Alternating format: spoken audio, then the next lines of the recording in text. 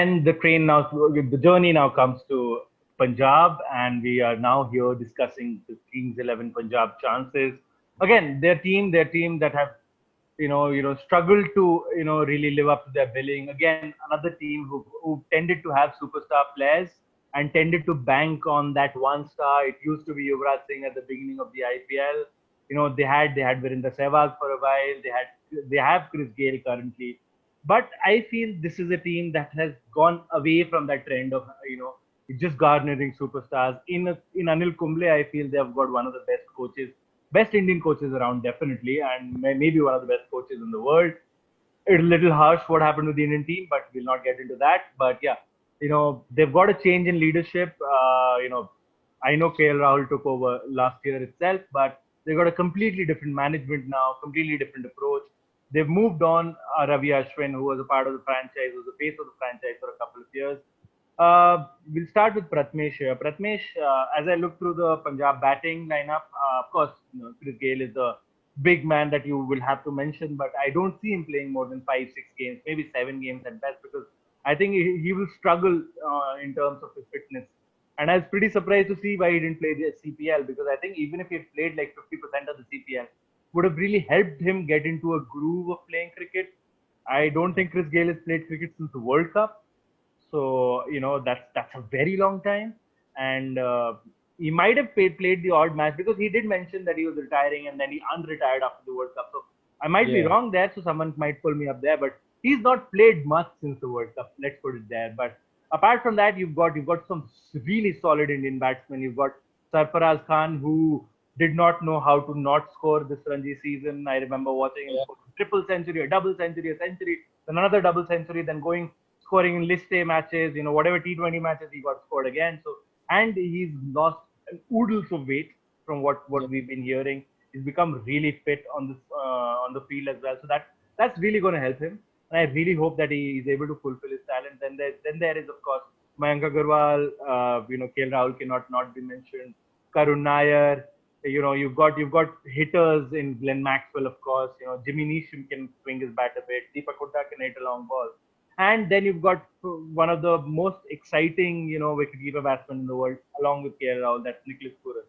So Yeah. how do you see their batting lineup coping? Because I think they've got batsmen for all sort of occasions. They've got people who can get stuck around. When the pitch is Yeah. doing a lot, when the spinners are doing a lot, they can needle singles and score a few runs. And they've got huge power hitters as well.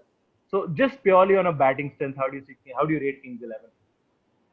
I love their batting unit, and it looks absolutely rock solid to any situation.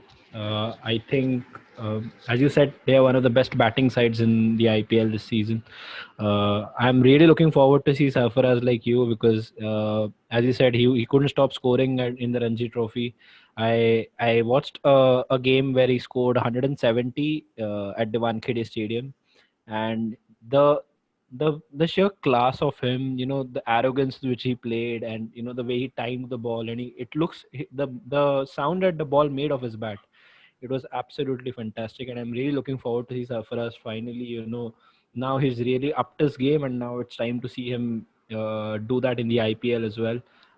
Looking forward to KL Rahul as usual, because he's just a class act, someone you just cannot ignore. He can stick around, he can score quick runs. You talked about Chris Gayle. I think Chris Gayle, as you said, hasn't played a lot of cricket, might not feature every game, but let's see how that goes out, how they manage their opening batting, whether they go with Agarwal and Rahul, and they play both of Glenn Maxwell as well as Nicholas Purun. That will be really, interesting to see. Purun himself is a fantastic striker of the ball. Yeah. Another one I'm really looking forward to see in this team, how he fits, is Krishnappa Gautam, because when it comes to death overs, he can absolutely smash them all over the park, and get you 15, 20 extra runs than most finishers right now in this team. So I think they have a really power packed batting unit who can also stick around when the time comes. So I think we have got this blend of experience and cultured talent, with along with some unconventional hitting of Glenn Maxwell, and you have got the class of KL Rahul. So they have got one of the most complete batting lineups. in the IPL. So really looking forward to see that. They do not have a bad bowling as well. It's a decent bowling lineup with Shami, Jordan, Mujib. So I think that will be good. That will be something that will be critical for them. Again, they might have to score a lot of runs. They seem that the kind of team might have to score more runs than the opponents, a lot of runs. So let's see how that goes. But their batting is absolutely top class. Yeah, the batting definitely is top class, and you touched a little on their bowling. I'll come to Anurag with their bowling depth. In terms of bowling all rounders, I can only see Krishnappa Gautam as a bowling all rounder. They've mostly got batting all rounders. I know Maxwell bowls, especially in T20 format. You probably, and in the UAE, you'll probably expect a couple of overs out of him. But apart, if you look beyond those two, you've got in terms of certain starters. I think you've got Mohammad Shami, Mujibur Rahman. I think these two will definitely be starting. Chris Jordan, another fantastic T20 bowler.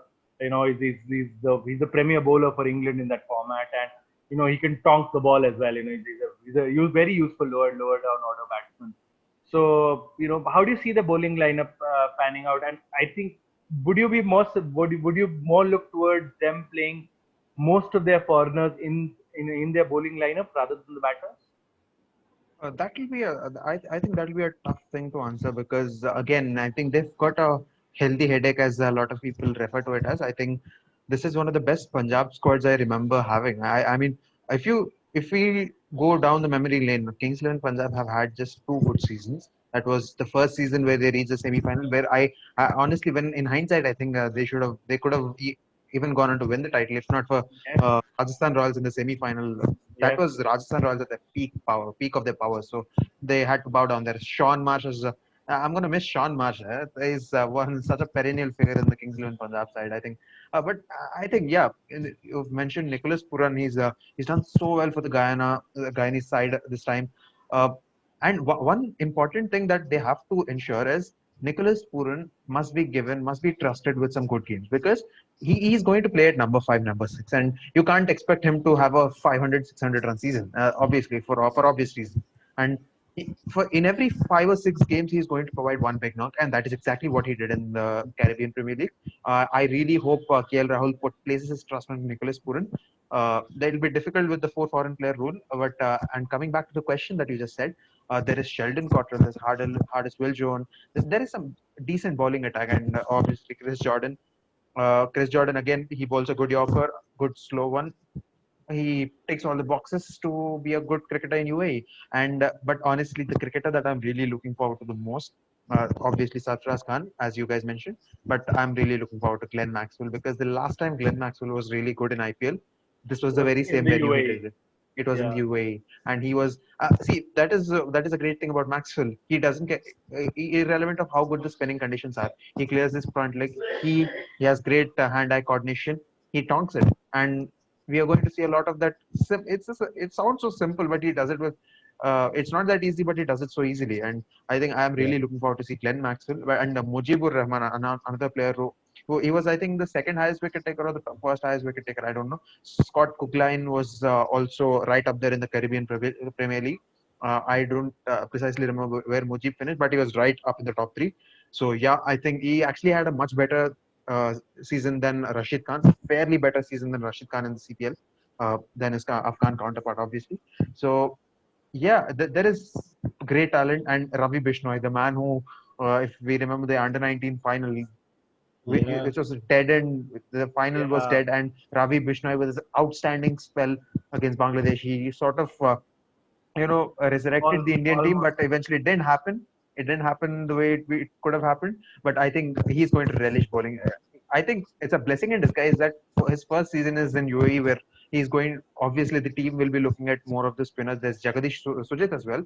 So yeah, I think they've got a lot of boxes ticked. I think this is one of the best teams that they've actually managed to gather around. I think I'm really expecting big things. Yeah, I mean, I think I'll be most interested in is to see how KL Rahul actually, is able to bring about his own personality, his own stamp on the squad, on the playing 11.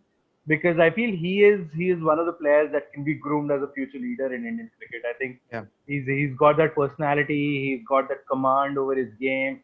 He's just an incredible talent to watch. He can play anywhere. People talk about, we all talk about a lot of very good players in India.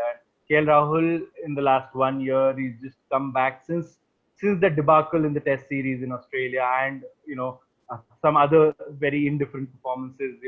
He's just been really good, really consistent. He was good in the last IPL as well.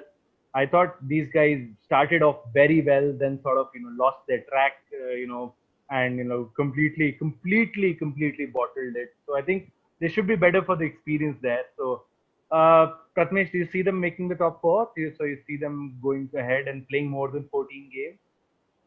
Uh, I put them in that 4-5-6 battle. Okay.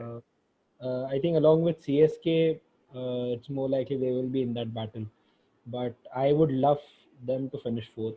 It will be a really good top four if they are in this, because it's going to be full of runs, full of wickets. And Punjab really guarantees that. They guarantee entertainment. So top four, hopefully. I really hope that they finish fourth. What about you, Anurag?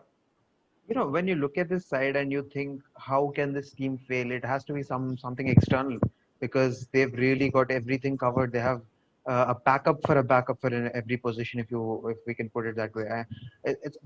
I think that they are going to finish in the top four. I definitely think they're going to finish in the top four. And there is also another player that we haven't. I don't know if we've mentioned, Deepak Hooda. He struggled a Yes. lot at the Sunrisers, but he's back to his hometown. I think that should be doing a change in environment for him. Uh, a good finisher is a very good talent. Let's not forget that. Maybe the price tag pressure really got to him at Sunrisers, but I hope he does well for Punjab this season. I think they are definitely going to finish in top four. Yeah, All right. I also feel that they've got a very, very, very bright chance of making the yeah. top four. Maybe not as a table toppers or the top two, but I think in the third, fourth spot, they've got a fairly bright chance to get there. Sorry. Okay. Thank you.